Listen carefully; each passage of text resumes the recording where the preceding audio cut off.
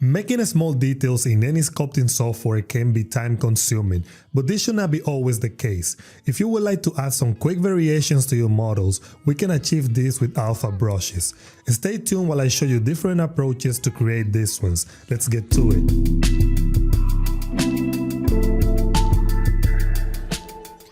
Hello everyone, I'm Nemesis from Ngo85. Welcome to my channel. In this video we will create some alpha brushes. We will see what they are, where to find free and paid alpha textures, how to set an alpha from an existing file, how to create an alpha from a photo, how to make one from a mesh, and how to make the whole process even easier using a dedicated add-on. Let's begin.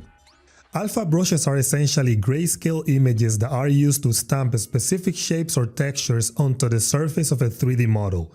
These brushes work by modifying the height or displacement of a surface based on the brightness values of the alpha image.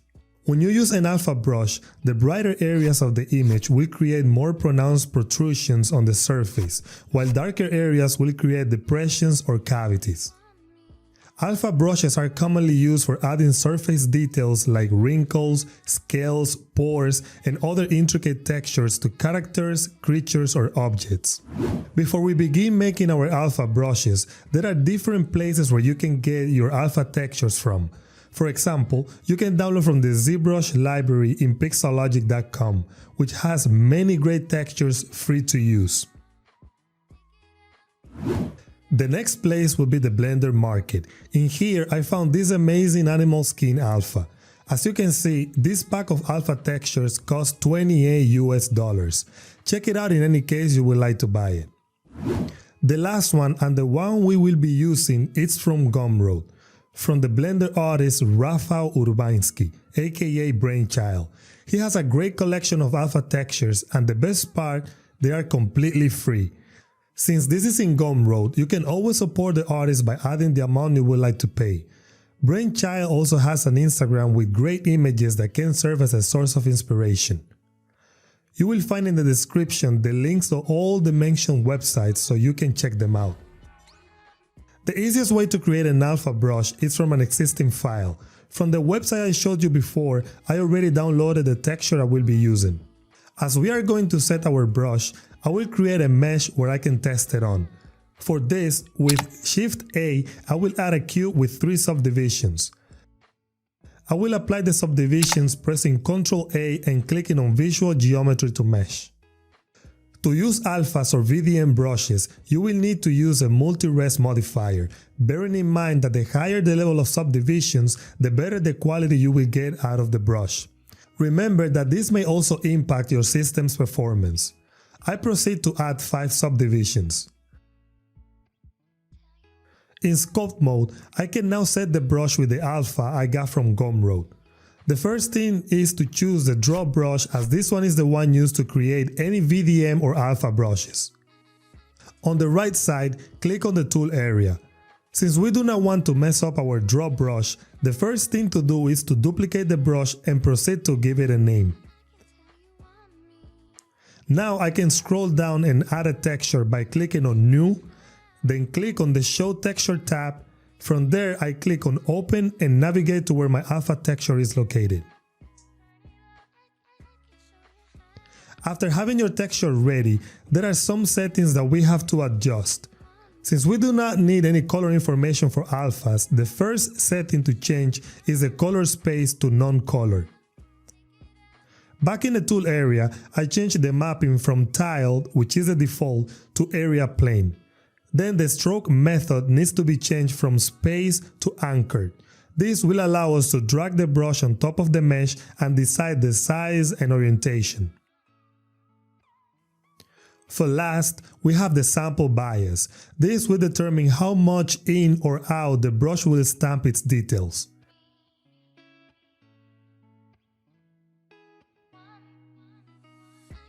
Depending on the type of detail you're looking for, you will need to set this accordingly.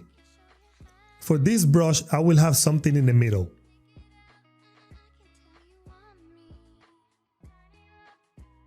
As you can see, the brush is already working but does not have the best quality due to the amount of polygons I currently have. So I can adjust this in my multi-res modifier as well as adjusting the strength of the brush pressing Shift F. And this is the way you set up your alpha brush from an existing file. Let's move on to the next alpha brush creation method. We will now create an alpha from a photo. These ones are especially good for skin details. I am in Pixologic.com as it is a great place to find high quality images copyright free. When I look for the images, I'm searching for those in which the details are not too influenced by the perspective as well as not having a lot of light variations. For instance, I would not use an image like this one because of the perspective and the highlights in the picture. For this tutorial, I will be using this one right here. As you can see, this one does not have a lot of distortions and I have a good contrast between the lights and the shadows. The next step is to download this in the best quality. Once it is downloaded, we can head to Photoshop. I'm doing this in Photoshop, but you can follow along by using Photopea, which is an online copy of Photoshop. Or you can also use any other software used for editing images. Remembering that alphas are high maps that uses grayscale images to determine the elevations and crevices, we need to adjust this image accordingly. The first thing is to know that the texture must be squared. So with the crop tool in 1:1 square with the delete crop pixels unchecked, I will pick the area with the best details and less distortion. The delete crop pixels will allow us to move the image after cropping in case we decide to change to another area of our photo. The next thing I like to do is to adjust the resolution by making it 4K. For this, I go to Image, Image Size, and change the width and the height to 4096 pixels.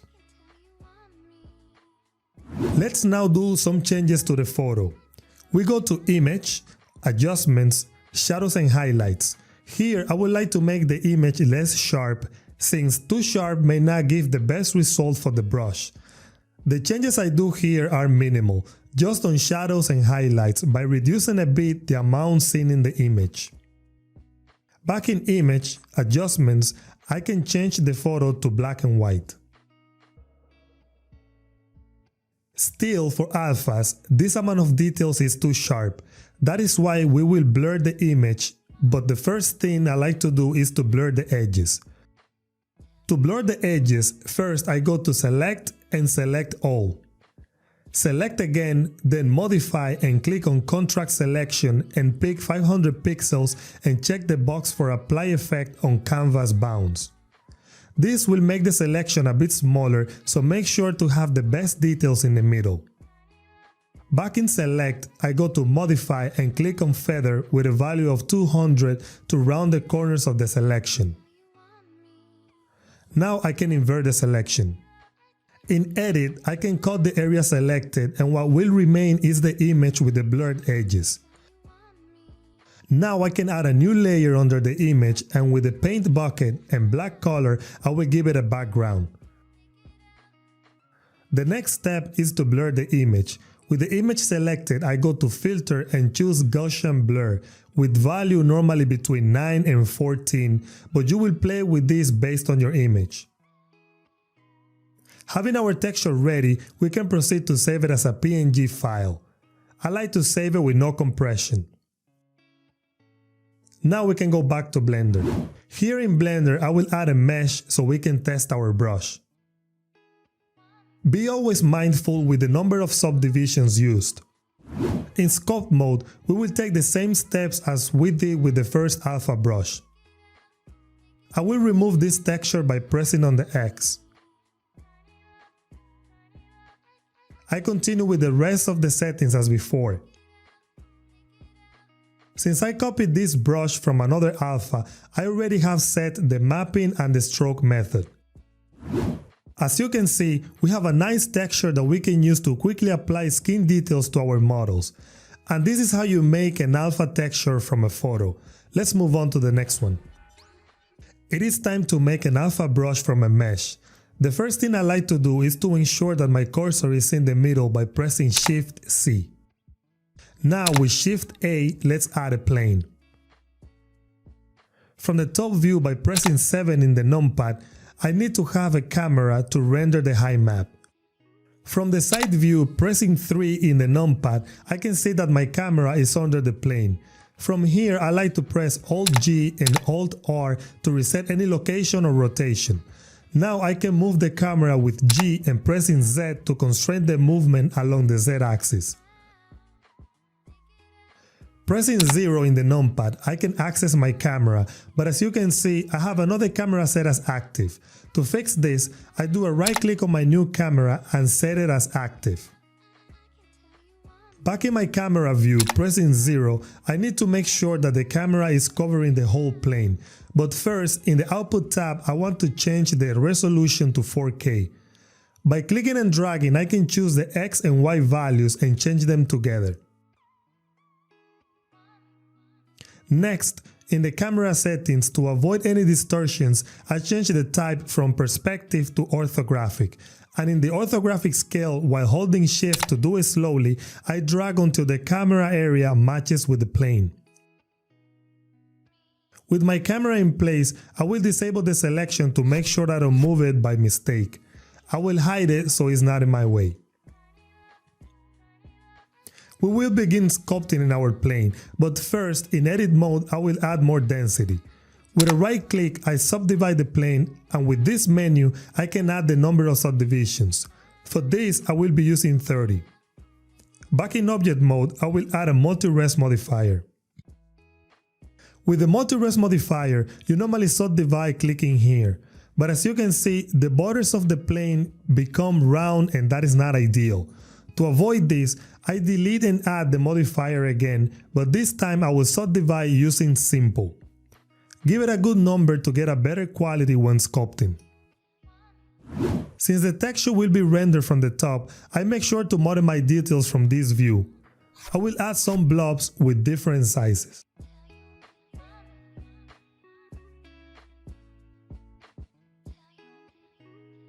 With the crease brush, I mark the edges so these crevices can be captured in our alpha texture.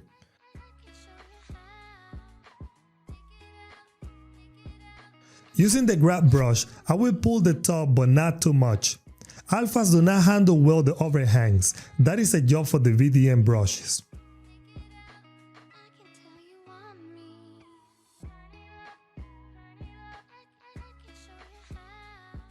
With the draw sharp, while holding Ctrl, I will add some sharp areas to give some variations.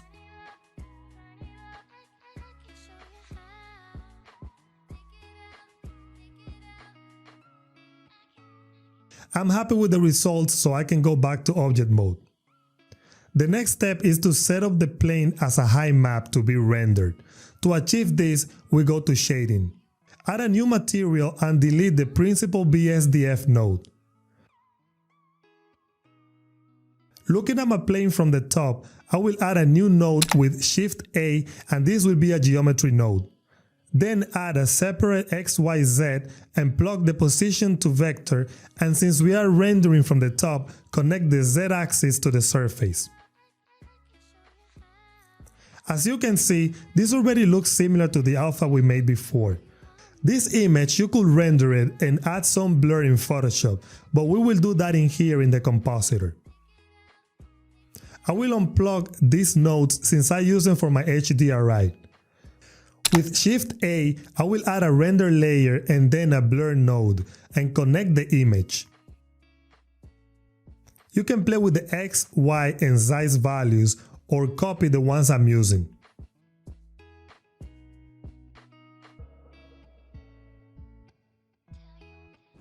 Time to render. This is my rendered image, and I can go now to Image and save it as a PNG.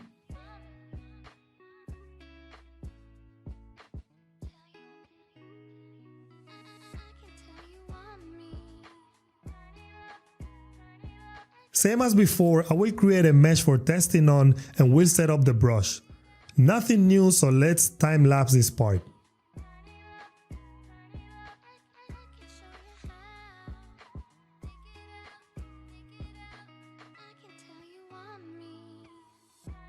It's time to test our brush. I like the details. This could be really good for a reptile-looking character. Before we continue to the next part of this video, most of the process we just did, like setting the camera and the shaders, could have been easily avoided using a free add-on called GrabDoc. But the reason I took this approach is for you to learn things that you may be able to apply in other situations in which with the add-on would not be enough. Anyways, learn this way and get the add-on since it will save you a ton of time. Guys, this part is a bonus. I think you should get this add-on called Z-Shot that allows you to quickly create different types of maps, including the height map we need for our alphas. I will leave the link in the description. I will not go into details about the add-on, but will quickly show you how to use it for the creation of alphas, and you'll see how beneficial can be having something like this in your toolbox. Same as before, I will add a plane with some subdivisions and a multi-res modifier to sculpt my details.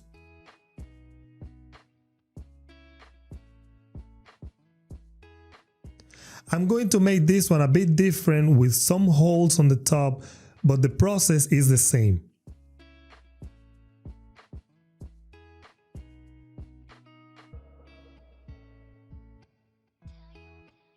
With the crease brush, I accentuate the details.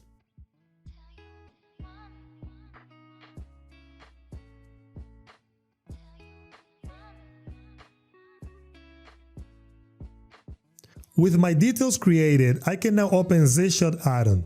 If you want to watch a more detailed video on how to use the tool, I will leave a link in the description to a video tutorial. First, I will name my brush and pick a location to store it.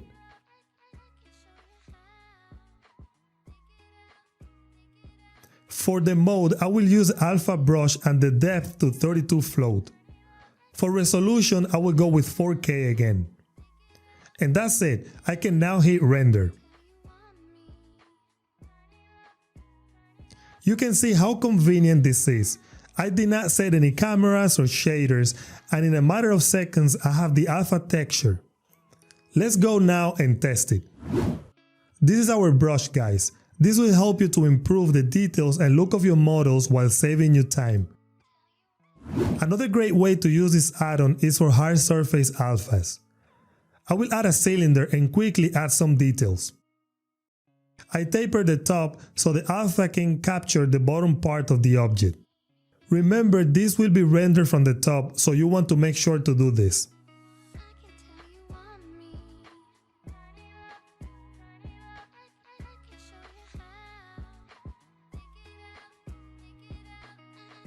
I will now bake my map with Z-Shot and set the brush.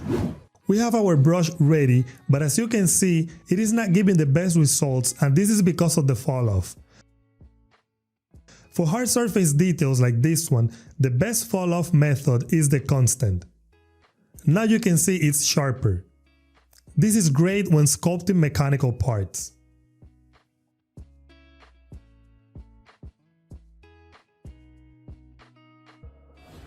And that's it, guys, for this video. If you enjoyed the content, please consider to like, share and subscribe. And if you have any suggestions to improve the channel, please let me know down in the comment section. Thank you for watching and see you soon.